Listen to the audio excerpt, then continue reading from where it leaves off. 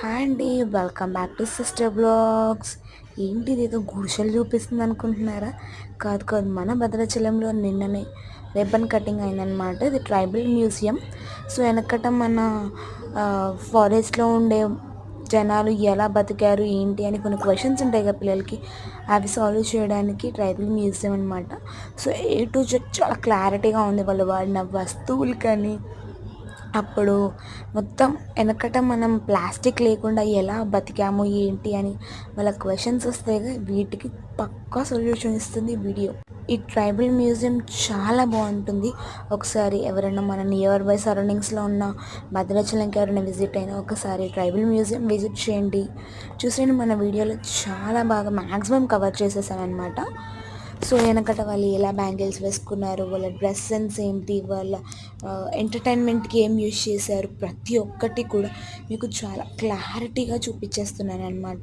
So వాళ్ళ దేవతలు ఏంటి, వాళ్ళ టెంపుల్స్ ఎలా ఉంటాయి, వాళ్ళ గాడ్ ఎవరు, గాడెసెస్ ఎవరు అని చాలా క్లారిటీగా ఉందన్నమాట ఇందులో. సో వాళ్ళ వే ఆఫ్ డ్రెస్ స్టైల్, వాళ్ళు ఎలాగ ఆర్ట్ అనేది గీస్తున్నారు, వాళ్ళ ఆర్ట్స్ ఇవంతా కూడా మొత్తం వుడ్తో చేసిందనమాట. చూసేయండి ఒకసారి మీరు కూడా, ఎంత బాగా అనిపిస్తుందో. అలాగే అక్కడ పెయింటింగ్స్ కూడా చాలా బాగుందన్నమాట.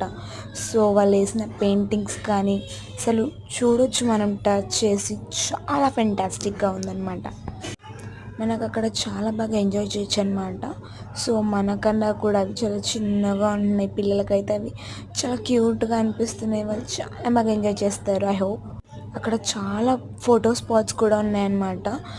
రియల్గా అక్కడంతా కూడా మట్టితో చేసిన ఇల్లులు కానీ, లేకపోతే వుడ్తో చేసిన ఇల్లులు, ఉయ్యాలలు చాలా ఉన్నాయన్నమాట. మనం ఆఖరికి కిచెన్లో అప్పుడు ఎలా యూజ్ చేస్తారో అవన్నీ కూడా వాళ్ళు ఏమేం వాడారు ఏంటి అని చాలా క్లారిటీగా ఉన్నాయన్నమాట.